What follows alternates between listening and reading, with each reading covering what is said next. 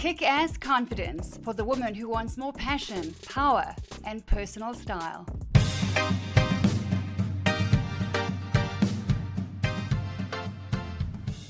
Hello, beautifuls, and welcome back to Kick-Ass Confidence. I hope you're having a kick-ass day. Thank you for joining me. I'm Linda. I'm your confidence coach and your host.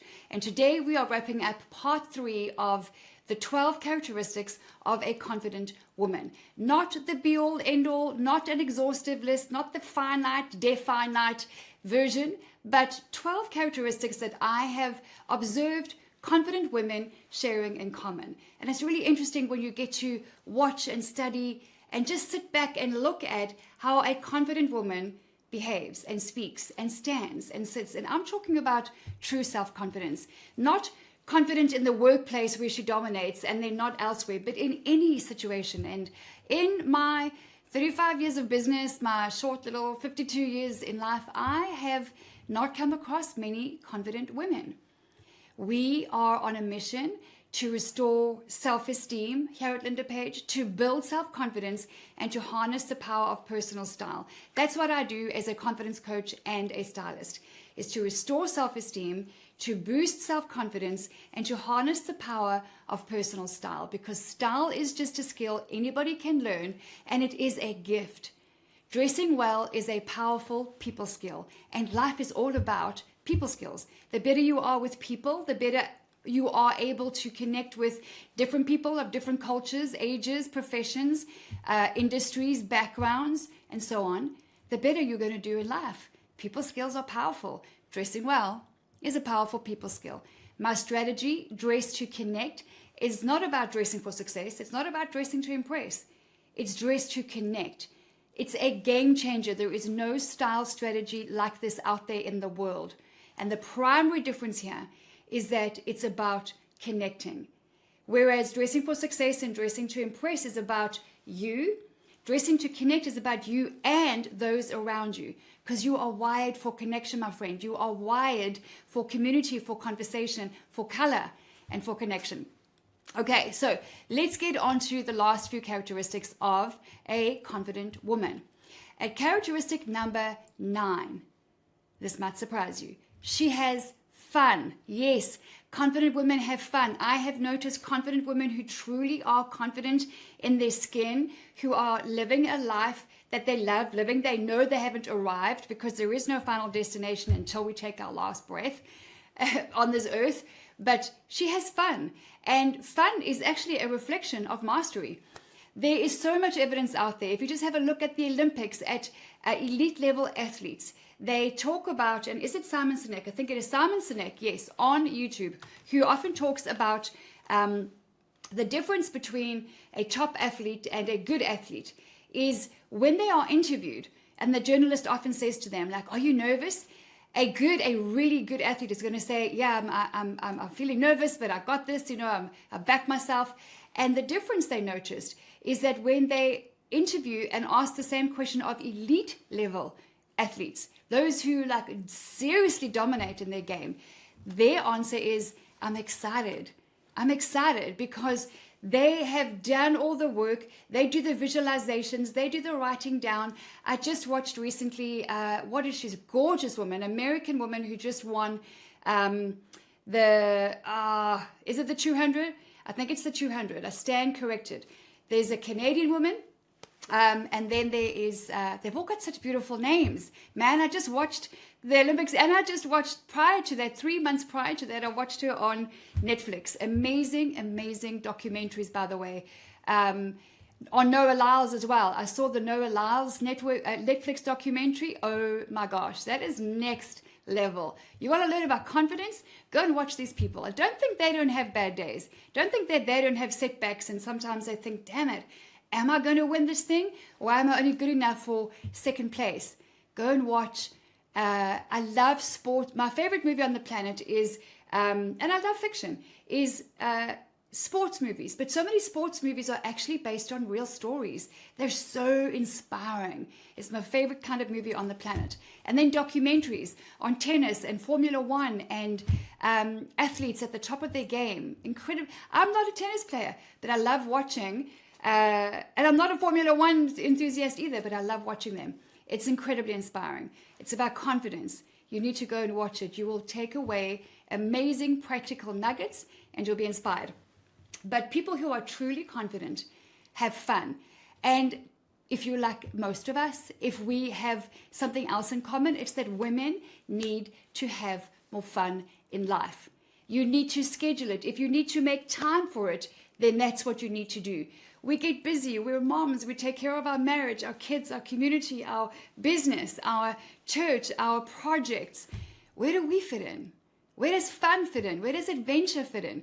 It's one of the reasons I love to get out there and go do adventure sports. And I'm a little bit of an adrenaline junkie.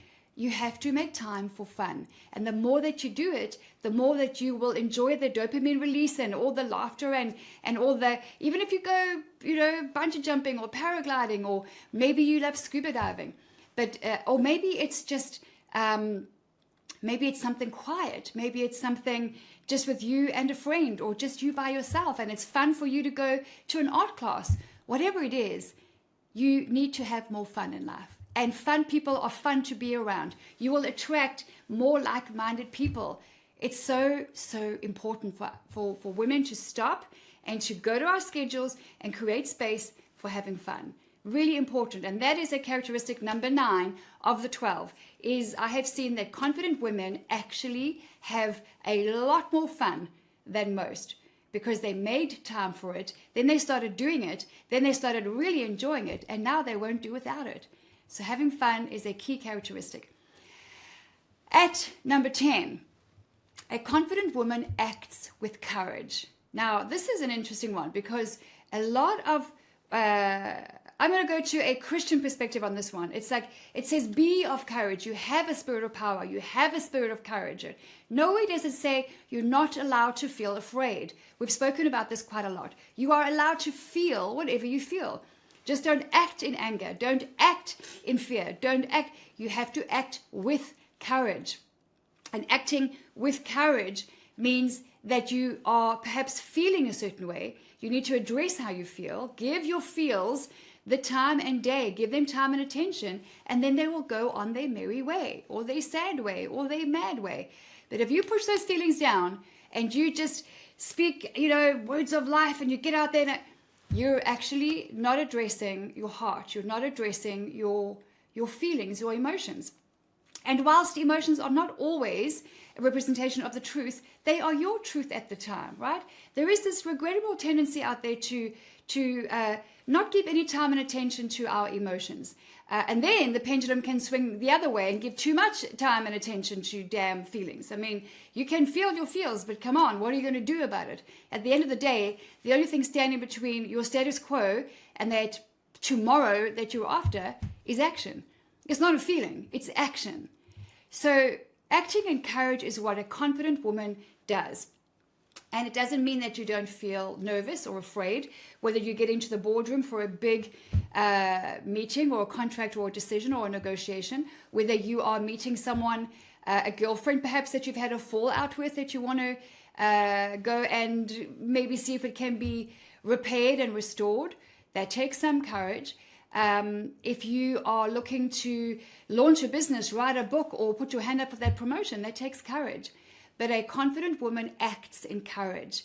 She knows that courage requires a decision, and that decision is followed by action. And that action is the bridge that gets her from where she is to where she wants to be. And even if she fails at that action, she knows that she is a step closer to that bridge, to crossing it successfully. So as you take action, you cross the bridge. You may fail, but you've crossed the bridge. You're kind of getting off the bridge. You're kind of taking the next step. It is far better than being on the other side of the bridge, on the fence, which is the devil's playground, waiting, watching, fearful, nervous. That is where the fear of man hangs out. It is the devil's playground. That is where fear, doubt, and insecurity and negative self-talk and self-doubt all hangs out. That's where you will find procrastination, perfectionism, in inaction. So a confident woman acts in courage. Where are we? Step number 11. Characteristic number 11. She is teachable. What does that mean? It's such a commonly and loosely used word sometimes, I find. She is teachable. In other words, she puts herself into a position on a regular basis to be learning about new things, new skills, new ways, new technology, new power tools, in a way that is going to, both in business and her personal life, strengthen her, increase her value, and get her closer to living the life that she wants to live. She's teachable. So she is definitely going to be in some kind of personal/business development coaching program. Right? The craziest thing out there, and let me tell you that the country, of my 44 countries that I have been in and worked in, the country that I find most committed to a culture of personal development is America, by far, hands down. Definitely more than Europe, definitely more than Asia, definitely more than Africa. Americans, and I'm generalizing, of course, have this amazing culture that they're raised in, and obviously it depends on how you're raised, and by raised I mean not just your home, but your education, and then who you hang out with afterwards. That's why who we hang out with is so incredibly important and powerful. But they understand that if they want to excel in a certain area, whether it's sports or finance, or whether it is health and nutrition, whether it is marriage, whether it's parenting, they actually get into an environment and submit themselves to accountability and to expert mentorship. That's just damn smart. There's a bunch of people out in the world that are like, well, aren't you like 48? Shouldn't you have figured that out by now? And that kind of advice usually comes from coaches who sit on the couch, who don't have the results, have never put themselves out there, are risk averse, but they're the biggest opinions on whether or not you're doing the right thing. So you have to be teachable. If you're not in some kind of coaching program, you're not going to lose. You have already lost. You're actually playing actively to lose, because you don't even see, because you're not doing life with them, the people around you. You think you're not in competition. This is the thing that we've got to talk about in life, because, and it's not, sometimes it gets, it ebbs and flows, this conversation, this topic. Some people are very for competition. Some people are very against it. And then there are those who are ambivalent. There are those who are indifferent. Now, whether you like it or not, this is a competitive world. Whether you like it or not, you're in the fashion industry. Whether you like it or not, people judge you on what you wear and how you communicate without saying a word. Whether you like it or not, so do you. You judge other people based on what they wear, what they say, who they freaking vote for, and all kinds of other things. And whether you like it or not, there is somebody who is in competition with you for that job, that career, that client, that opportunity, that contract, that man. All right, so don't fool yourself and think that it's just you. And as far as competing is concerned, I'm going to say and, not but, and. Stay and play in your lane. You beat yourself. Go out to beat your last personal best, because as soon as you get distracted by the man or the woman to your left or to your right, you've lost. Am I earning the same? And is it fair? And isn't all that bullshit that actually has no place in your mind? When you have a winning and a competitive mindset, you are going to get up, dress up into that uniform, because every single position in life has a uniform. So does the fabulous full-time mom. And you're going to pitch up, you're going to practice, which is your coaching environment, your teachable environment. And then you're going to play to win. And you know what they say? How does it go? They say winning actually takes place during the coaching. You just go to compete and play the game to actually pick up the trophy. I love that. I think that's so incredibly powerful. I can't remember where I heard that. That's not my line. The winning actually comes in the coaching and the practicing. You just pitch up to the game to play the win and to pick up the trophy. That is so true. So confident women are teachable. They are open to feedback. Mind you, you make sure that you're taking feedback from the right people. If you take feedback from the wrong person, let me tell you something. That's dangerous. I've done that many times in my life. I've had respect and love for people, for certain people, only to find out months, sometimes years later, that I have allowed their words and their influence that normally doesn't come like as big bangs. It's just little by little over the years that kind of knocks you down, kind of chips away at your confidence. And then 3 years later, you go, oh my gosh, I am so scared to even open my mouth around this person for fear of what he or she might condemn next. And again, that condemnation doesn't come out bold and direct. It's usually subtle, it's usually indirect, and it chips away at you. So you be damn sure that you are taking feedback from people who have the results that you want, who are respectable and honorable. And that's both on stage and behind closed doors. You have to be the same in front of people as well as behind people when they're not around. So being teachable is what I look for in people. When I'm looking to form new relationships or friendships in a certain environment, it's one of the first things I look for. I start with the heart.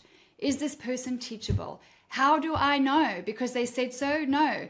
Because what they say lines up with what they're doing. They're in coaching programs. They're accountable to others. They're doing assignments. They are attending events that are surrounding them with like-minded people, because birds of a feather flock together, right? You have to be teachable. If you're not in some kind of learning coaching program, you're playing to lose, and you are being beaten every single day, multiple times a day, and you can't even see it. And you don't have to be a competitive, I need to win at everything kind of person to want to play to win. This is your life. This is your game of life. You're going to either lose at it, do kind of average at it, or you're going to win at it. And we all get to win and lose sometimes. It's part of the game. But it's damn straight better than sitting on the bench. Your life is not a spectator sport. I'm going to say that again. Your life is not a spectator sport. Get up, get off the bench, get back in the game. It's better to play your damnedest and lose a round or lose a quarter, then get back into the next quarter, than to sit on the bench. That's not what you're called to. Characteristic number, where are we? Number 12. And I've got one little bonus for you after that. This is a recurring one that I have been observing since the dawn of my mindset, since the dawn of my awareness of what does it take for confident women to live a successful life. What do they do? Where are they going? How do they speak? Let me tell you this. First of all, let me tell you the characteristic. A confident woman knows that there are going to be ups and downs in life, that there's going to be swings and roundabouts, ebbs and flows. Sometimes you're up, sometimes you're down. Sometimes you win, sometimes you lose. A confident woman also knows that she needs the skills and the tools with which to navigate those little battles on the battlefield, right? Having the uncomfortable conversation, the tough conversation, is something that confident women do not avoid. Now, avoidance comes in mainly, and I'm generalizing, for two reasons. What do I mean by the uncomfortable conversations? When something goes wrong, okay? Something goes wrong in a relationship or on a project, in business or within a friendship or a professional relationship. When something goes wrong within two people, or let's say sometimes more, there's always other people who are impacted by that. Why? Because women talk. Women like to talk. Women like to talk to everybody else except the person they need to be talking to. So having the uncomfortable conversation could be with I'm coaching several of my clients through this right now. It might be a fallout or a really unexpected, hurtful, stressful situation between friends. One of my beautiful clients, in fact, two of them, have recently gone through this. And it's been a long-term friend. I'm talking like a very close friendship. Something has happened. Now, remember, we have Dr. Caroline Leaf, brilliant neuroscientist, who will remind us there aren't three sides to every story, his, hers, and the truth. There's an infinite number of perspectives for every situation of every day. That's what God provided. There's an infinite number of perspectives we can take for every situation of every day, meaning that there's very little right and wrong, actually. But of course, how you feel is how you feel. And what you want to do is make sure that you address the situation, and that depends on how important the relationship is to you. Now, there's two reasons why women will avoid the conversation. They'll avoid setting up that coffee discussion. They'll avoid setting up that Zoom call. They will avoid the conversation altogether. Number one is either because they lack the confidence, which is why I'm saying confident women don't avoid this. They either lack the confidence, and there is just too much going on in life right now. They just think, oh my gosh, hopefully this thing will just subside and go away. Number 2, it's not important enough to them. The relationship that they say is important is actually not important. There is no other reason why a woman who has the smarts, the skills, and the know-how to have the conversation and resolve it is just going to either not respond or say, no, I'm out, or is going to even downright ignore the invitation to have a conversation. That happens every single day. With friends, with clients, with acquaintances, with family members, within marriages, even within marriages, yes. If you want to be a confident woman, you need to have what you say line up with what you do. Otherwise, you are just like a lot of people out there and you are duplicitous. And that's not trustworthy. If you say you're going to do something, you got to, man, I hold my kids account to this. If you say you're going to do something, no matter how small, you better do it. You better be there. You better follow up on that time. And if something changes like things do, no problem. Get hold of the person and say, I'm sorry, something's changed. Can we reschedule, or are you able to push out by 30 minutes? But I will be there. Let your word be your word, my friend. It is so very important. I myself have been through this many times, and I myself am coaching and have been for years women through this thing. A confident woman knows, number 1, that she has the smarts, the skills, and the tools with which to go and have this uncomfortable conversation with the motivation of restoration. If that is indeed what's important to you. If it's not, you're not going to have the conversation, and you're going to be sending a clear message to the other person that you're just not interested. And that's okay. I don't recommend that you end the relationship that way, because that is not good for you. You're going to build yourself a reputation of being someone who has spoken a certain way for many years, and then suddenly when the rubber hits the road, yep, true character is revealed under pressure. And it's these little blips in life that cause pressure that show how we're going to respond. So if you do want the relationship to dwindle down, it doesn't mean that you don't have the conversation. You have the conversation in a mature and confident way and say, do you know what? I think our relationship has run its course.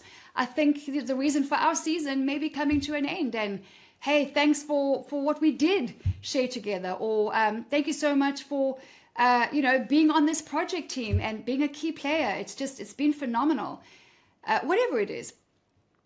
But confident women don't avoid communication.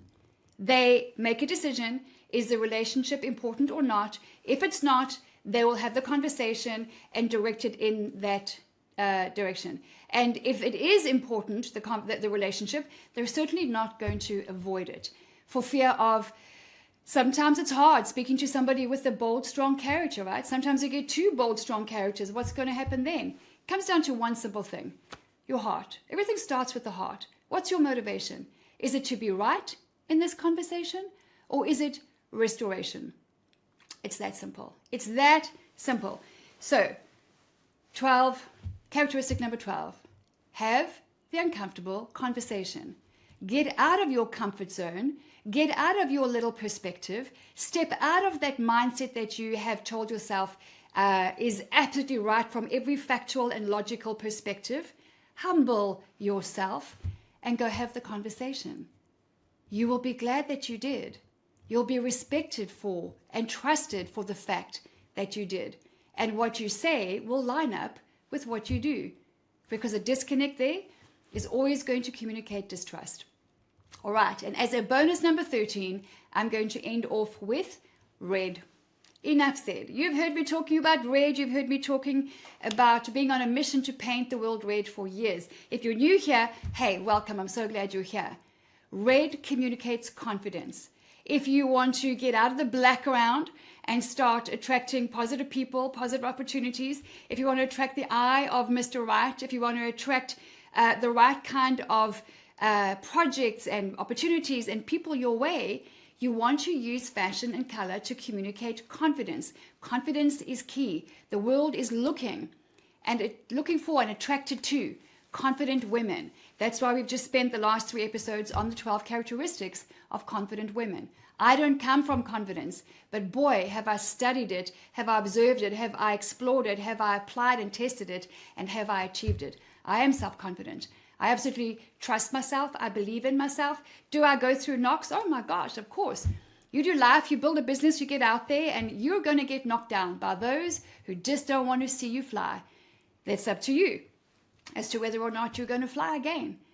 I will always continue to fly. And I will always, and I've said it before, I will stand alone or fly alone before I decide to just be part of the crowd and fly with the flock that I just don't really feel like I belong with.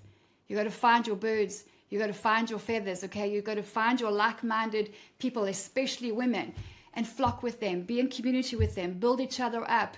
You know, it's like I was writing something this morning. It's like going on a 10K park run, okay? These park runs that happen in the cities, and 10Ks is a lot. 5Ks, if you're not a runner, is a lot. But when you do it in a group, you know, you get a few Ks in, you go, oh my gosh, who did I allow to persuade me to do this thing?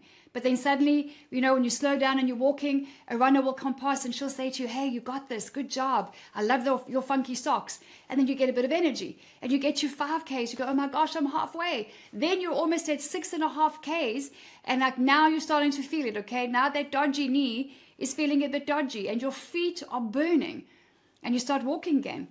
And you're going to have two women coming along in beside you and say, you are almost 3/4 of the way done. You're almost there. Come on, man. This is awesome. Come on. And then you jog with them a little bit. And then before you get to 8Ks, you realize I only have to run 2 more Ks and then I'm done. Then I've achieved my goal. I have not done 5, but a 10K. I've lost weight. I've gained confidence. I've gained a couple of new friends. They said they're going to find me at the end, and then we're going to go and celebrate in a certain way later on today or tomorrow. And then you're running the last 2Ks like a badass, confident and excited. You even pick up pace way before you get to the finish line when you're hearing all the cheers. That's who you want to do life with. Confident, kind, successful, approachable, encouraging, affirming, like-minded women. Where will you find them?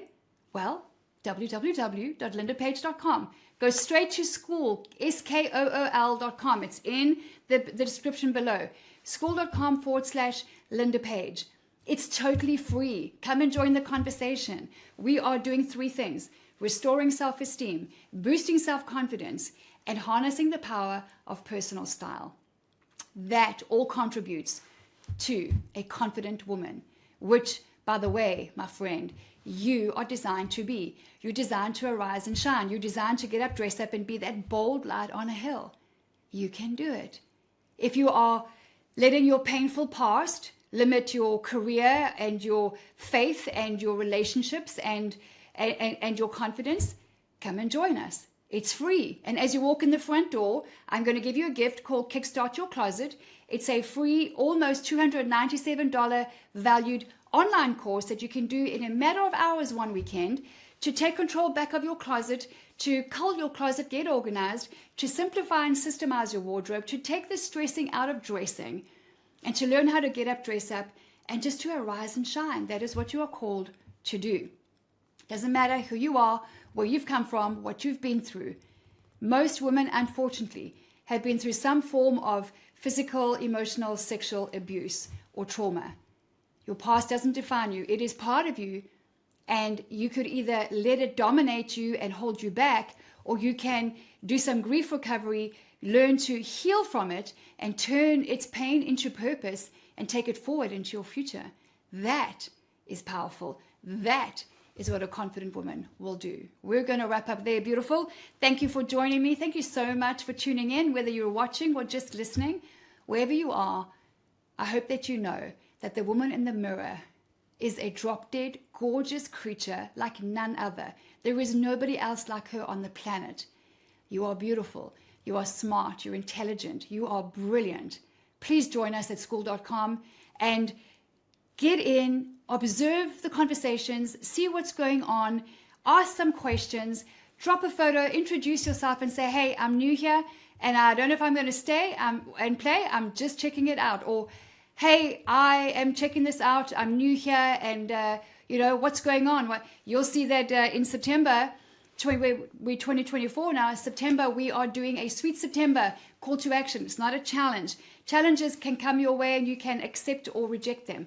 A call to action is get up, dress up, come this way. There are good results this way. Sweet September 2024, starting on the 1st of September.